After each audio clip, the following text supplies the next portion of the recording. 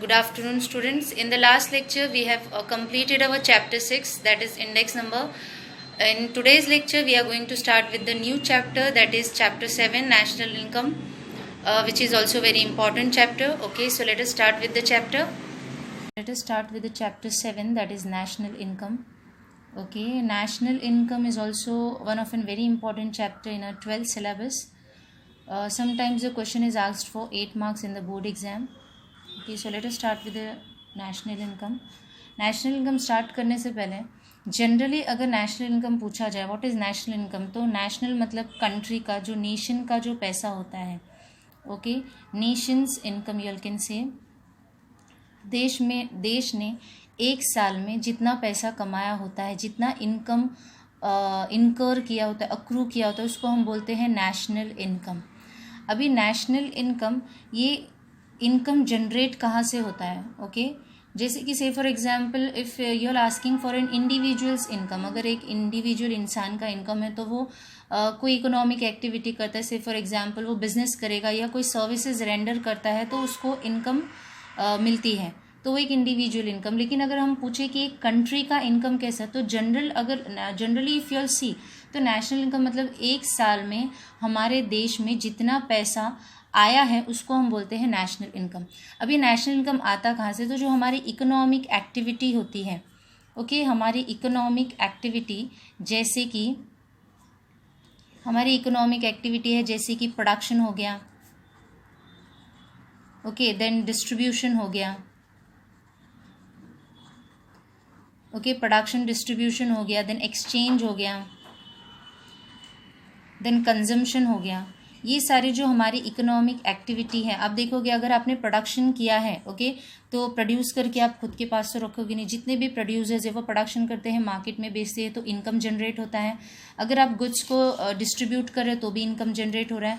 अगर आप गुड्स को एक्सचेंज कर रहे हो तो भी इनकम जनरेट होता है. अगर आप गुड्स को कंज्यूम करें, कंज्यूमर जो है, तो भी इनकम जनरेट होता है. मतलब ये जितनी भी इकोनॉमी एक्टिविटी है इसके प्रोसेस से इनकम जनरेट होता है. आपने एक नहीं, we are talking about a national income. अगर प्रोड्यूसर्स प्रोड्यूस कर रहे हैं गुड्स को तो वो मार्केट में बेचते हैं, तब इनकम जनरेट होता है. डिस्ट्रीब्यूट करने से इनकम जनरेट, एक्सचेंज करने से, buying and selling of goods and services.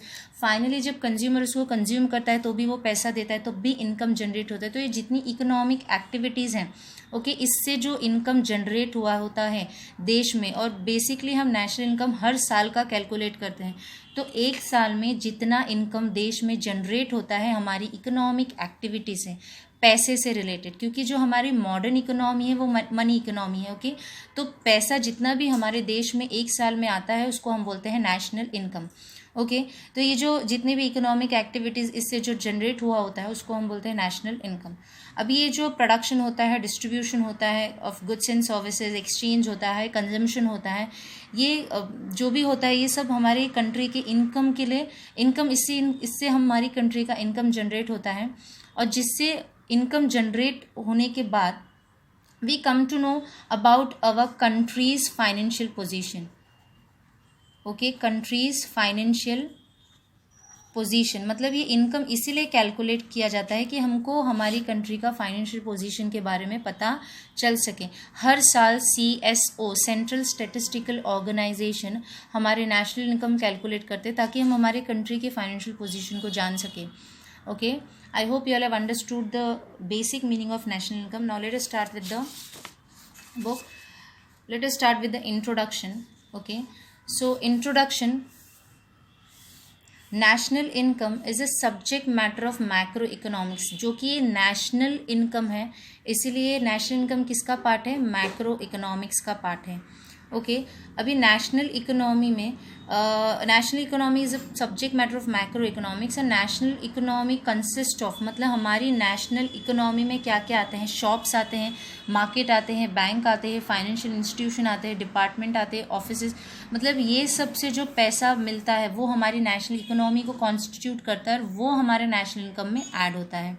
Okay, अभी national income is in composite measure, क्योंकि हम कैलकुलेट करते हैं, तो किस चीज़ को कैलकुलेट करते हैं, जिससे हमारे देश में पैसा, जो एक्टिविटी से हमारे देश में पैसा आया होता है, जैसे कि ये इकोनॉमिक एक्टिविटी, जैसे कि प्रोडक्शन हो गया, डिस्ट्रीब्यूशन हो गया, एक्सचेंज हो गया एंड कंजम्पशन हो गया. तो जो national income in economic activity से अक्रू हुआ रहता है, इन इकोनॉमिक एक्टिविटी से उसको मेजर करता है नेशनल इनकम। इसलिए national income is in composite measure of economic activities like production, distribution, exchange and consumption. Okay, the national income is an indicator, मतलब वो हमको बताता है, इंडिकेट करता है, जैसे कि अगर हमारा नेशनल इनकम अच्छा है तो हमारी कंट्री का जो वेलफेयर रहेगा वो अच्छा रहेगा। तो national income is an indicator of welfare of the people in the country. Okay, now let us see the meaning. See, national income earlier in 1949 को कैलकुलेट करना स्टार्ट हुआ था, तभी national income committee used to do the compilation, मतलब calculation of national income. Okay, in 1949 they have started, NIC have started. तो 1949 में national income compilation was done by national income in 1949, sorry. Now at present CSO, Central Statistical Organization, national income को हर साल calculate करती है। साल में एक बार end of the financial year calculate किया जाता है। जो भी गुड्स बन के प्रोड्यूस है, ज़रूरी नहीं वो मार्केट में बिक चुके हो, क्योंकि ऐसे नहीं है कि गुड्स बनते हैं और डायरेक्टली बिक जाते हैं। Okay, sometimes goods are ready, मतलब जो फिनिश गुड्स हैं अगर बिक गए, इनकम आ गया, वो कैलकुलेट करेंगे। और जो गुड्स बन के रखे हैं बिकने के लिए, तो वो बिके नहीं है, लेकिन उनका मार्केट वैल्यू के ज़रिए हम उसको क्योंकि आज नहीं तो कल वो बिकेगा, तो उसको हम मार्केट वैल्यू के ज़रिए हम उसका भी वैल्यू निकाल के हम उसको नेशनल इनकम में इंक्लूड करते हैं। Okay, now let us see the meaning of national income. See, modern economy that deals with money. Okay, hence national income is calculated in terms of money. जो हमारी economy है वो money पे ही deal करती है, तो नेशनल इनकम जो हम कैलकुलेट करेंगे वो मनी के टर्म में कैलकुलेट करेंगे। ओके, नाउ जनरल उसका जो एक एग्जैक्ट मीनिंग होता है नेशनल इनकम का, national income is flow of goods and services produce in an economy during a year. National income मतलब फ्लो है गुड्स एंड सर्विसेज का। फ्लो इसीलिए बोला है क्योंकि जो प्रोडक्शन होता है वो कंटिन्यूस होता है गुड्स एंड सर्विसेज का, हर साल प्रोडक्शन हो रहा है, तो उसके लिए उसको बोला है कि it's a flow of goods and services produce in an economy during a year. Okay, the total income of a country or nation is called as a national income. So in meaning you have to remember कि national income is a flow of goods and services produced in an economy during a year.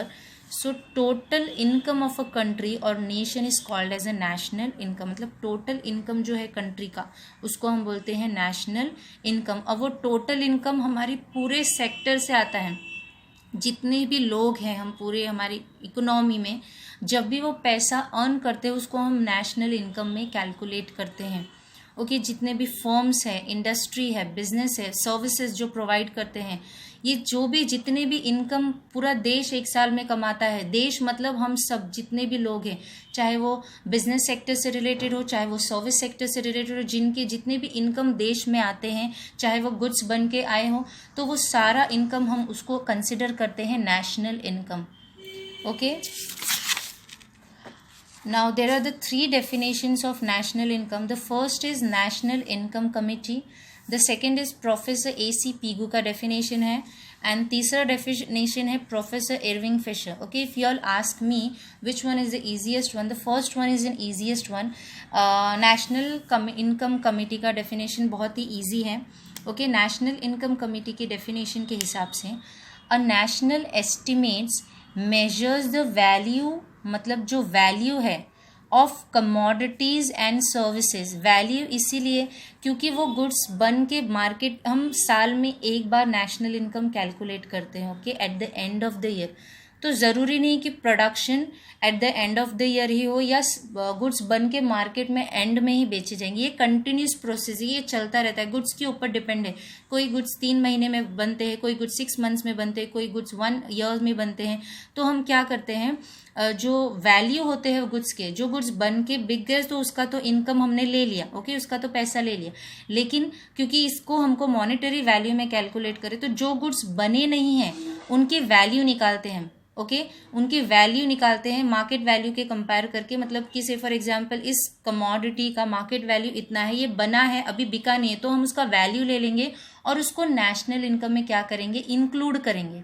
Okay, the national estimates measure the value of commodities and services, जो भी services है या जो commodities हैं, services जैसे कि render हो गई है और जो इनकम आ गया वो तो ठीक है, लेकिन जो रेंडर नहीं हुई है तो हम अज्यूम करेंगे, हम उसको ऐसे सोचेंगे कि ये सर्विसेज रेंडर करने के बाद इतना इनकम मिलेगा, तो उसका वैल्यू निकालेंगे। Values of commodities and services turned out मतलब produced, okay, services are rendered and goods are produced, turned out produced during a given period without duplication. Duplication मतलब एक गुड्स को दो बार नहीं कैलकुलेट करना है। मैंने पहले ही बोला कि नेशनल इनकम साल में एक बार कैलकुलेट होता है और जो प्रोडक्शन है वो कंटिन्यूस बेसिस पे होता है, ओके। तो से फॉर एग्जांपल गुड्स बन रहे हैं, ओके, से फॉर एग्जांपल गुड्स इनपुट किया है हमने, ओके, देन वो प्रोसेस में है, ओके, देन आउटपुट में है। तो बेसिकली नेशनल इनकम में हम क्या करते हैं, फाइनल गुड्स लेते हैं, ओके। ये जो प्रोसेस में गुड्स है इसका कीमत नहीं लेंगे, क्योंकि अगर मैंने प्रोसेस में है, say for example we are making a sugar, okay, अभी शुगर केन को हमने इसमें डाला है, प्रोसेस में है और शुगर बन के तैयार है। तो शुगर जो जितना बन के तैयार है और जितना प्रोसेस है, फॉर एग्जांपल 31 मार्च को मैं नेशनल इनकम कैलकुलेट कर रही हूँ, ओके, लेकिन अभी बहुत सारे जो गुड्स है वो अभी प्रोसेस में है, बना नहीं है, और बहुत सारे वो फिनिश्ड हो चुके हैं। तो बेसिकली नेशनल इनकम में क्या करेंगे, हम फिनिश गुड्स के वैल्यू लेंगे, प्रोसेस के वैल्यू नहीं लेंगे, क्योंकि अगर आपने फिनिश गुड्स शुगर का वैल्यू ले लिया है तो उसमें ऑलरेडी शुगर केन का वैल्यू इंक्लूड होता है, क्योंकि एक प्रोड्यूसर गुड्स बनाने के बाद तैयार हो जाता है तो उसमें वो कॉस्ट भी इंक्लूड करता है। तो ऑलरेडी ये शुगर केन का कॉस्ट हम ले चुके हैं। अगर मैं ये भी लूँगी और ये भी लूँगी तो डबल काउंटिंग हो जाएगा। मैंने दो बार एक ही कमोडिटी को ले लिया, मतलब मैंने शुगर केन को भी काउंट कर लिया है कि ये इसका वैल्यू भी ले लिया है और इसका वैल्यू भी ले लिया। तो नेशनल इनकम में ऐसा नहीं चलता है। नेशनल इनकम में बेसिकली जनरली जो होता है वो फिनिश गुड्स का लेते हैं, ओके। या तो दूसरा प्रोसेस ऐसा है कि अगर आपने ये इसका प्राइस ले लिया है तो इसके प्राइस में इसका प्राइस आपको डिडक्ट करना रहेगा, वो आगे हम मेथड में पढ़ेंगे, ओके। तो हमको बेसिकली इतना याद रखना है कि जो नेशनल इनकम है उसमें हम फाइनल गुड्स एंड सर्विस लेते हैं, प्रोसेस में नहीं लेते इन केस, क्योंकि एग्रीकल्चर गुड्स में ऐसा हो सकता है अगर आप ले रहे हो तो हमको दोनों का डिफरेंस लेना पड़ेगा, ओके, कि फिनिश गुड्स में मैंने शुगर केन में ऑलरेडी इतना ले लिया तो फिनिश गुड्स में मैं शुगर केन का जो प्राइस है वो रिड्यूस कर दूंगी ताकि डुप्लीकेशन नहीं होना चाहिए, ओके। तो national income estimates measure of value of commodities and services turned out during a given period without duplication, मतलब एक गुड्स को हमको दो बार काउंट नहीं करना है। This is the most easiest definition of national income. Now let us see the definition of professor AC Pigou. अभी जो AC पीगू है उन्होंने जो नेशनल इनकम को कैलकुलेट किया वो प्रोडक्शन, मतलब वो बोल रहे हैं कि प्रोडक्शन कर दिया है और हम नेशनल इनकम को कैलकुलेट कर, क्योंकि आज नहीं तो कल वो गुड्स मार्केट में सोल्ड होंगे तो हम उससे पे भी नेशनल इनकम ले सकते हैं। तो इनका जो डेफिनेशन है वो प्रोडक्शन पे ज़्यादा फोकस करता है, whereas definition of professor Irving Fisher वो कंजम्पशन, वो बोलते हैं कि जब तक वो अल्टीमेट कंज्यूमर के पास नहीं जाता है तब तक हम नेशनल इनकम कैलकुलेट करना ईजी नहीं होता। तो इनका भी बोलना सही है कि जैसे कि नेशनल इनकम जब कंज्यूमर ने कंज्यूम कर लिया तब एक्चुअली में उसने मतलब इनकम जनरेट होती है, तो ये बोल रहे हैं, ये कंजम्पशन पॉइंट से बोल रहे हैं, whereas professor Pigou is saying from a production side. Let us see national dividend. National dividend मतलब it is a national income. So national dividend is that part of income, object income मतलब जिस object से आप income generate करें, तो it is national dividend is that part of object income of the community including a course of income derived from abroad which including, okay, including मतलब जो हमारा production है गुड्स एंड सर्विसेज का उसमें हम income derive from abroad which can be measure in terms of money. तो Pigou बोल रहे हैं कि नेशनल इनकम एक ऐसा इनकम है कम्युनिटी का जिसमें including a course of income derive from abroad, मतलब इंक्लूड करेंगे हम इनकम फ्रॉम अब्रॉड। तो किस में इंक्लूड करेंगे, हमारे इंडिया की जो production and distribution of goods and services है उसमें हम फॉरेन की इनकम को इंक्लूड करेंगे जिसको हम मनी के टर्म्स में मेजर कर सकें, उनके हिसाब से उसको इनकम बोलते हैं, okay. Pigou, you all can see, has focused on production. Again I am repeating, national income is that part of an object income. National income is in that part of an income of the community, including of the coarse income derived from abroad which can be measured in money. Income abroad से कैसे आता है? या तो export import करके आते हैं, या तो कोई यहाँ के जो बिजनेस बड़े बड़े बिजनेसमैन होते हैं, या जो भी कोई फॉरेन की कंट्री में बिजनेस करते, तो उससे जो पैसा देश में आता है जिसको हम मनी के टर्म्स में मेजर कर सकते हैं, उसको हम बोलते हैं national income. I hope you all have understood. Okay, the third definition is of Professor Irving Fisher. Okay, Irving Fisher ने कंजम्पशन पे फोकस किया है. उनका कहना है नेशनल इनकम या dividend consist solely of services. मतलब वो बोल रहे हैं कि सर्विसेज पे ही कैसे रिसीव बाय द कंज्यूमर. मतलब जब हम गुड्स बना के कंज्यूमर को दे रहे हैं तो हम कंज्यूमर को सर्विस प्रोवाइड कर रहे हैं, फ्री में नहीं. इसके बदले हम उनसे चार्ज करते हैं. अगर हम उनको गुड्स दे रहे हैं तो उसके बदले हम गुड्स की प्राइस चार्ज करते हैं. ओके, तो consist solely of services receive by the consumer whether from their material or from the environment. मतलब हम जो भी गुड्स बनाते हैं या जो भी सर्विसेज देते हैं उसके कंज्यूमर को उससे जो पैसा आता है उसको हम बोलते हैं नेशनल इनकम. ये बोल रहे हैं कि जो भी हम प्रोडक्शन करते हैं, प्रोडक्शन इन कंट्री में तो करते हैं, इंक्लूडिंग जो फॉरेन कंट्री से पैसा आता है उसको हम बोलते हैं नेशनल इनकम.